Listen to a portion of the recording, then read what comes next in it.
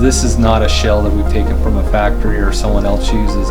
This is something we designed from the ground up. It was a big job to handle, make it better than what the F4 was. It's been a while. We've always wanted to do a new helmet, and we always wanted to beat the F4, but I mean, the F4 was already world-class in ventilation, and we're like, well, how are we going to beat that? One of the main things that we focused on with this helmet as far as ventilation goes is any helmet can ventilate at high speeds. You know, you don't need a lot of ventilation when you're going fast.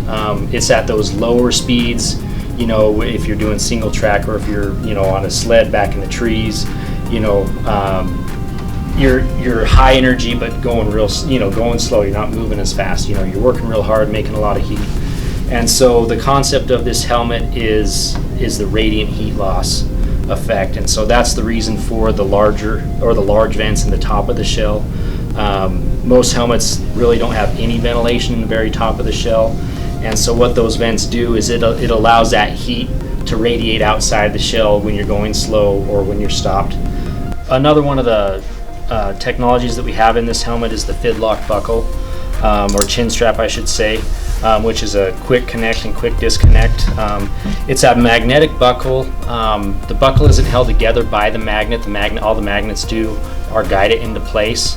And then there's a mechanical locking mechanism, which is what actually does the heavy part of the lifting, we'll say, that keeps it mechanically in place. The three main things was ventilation, weight, and fit.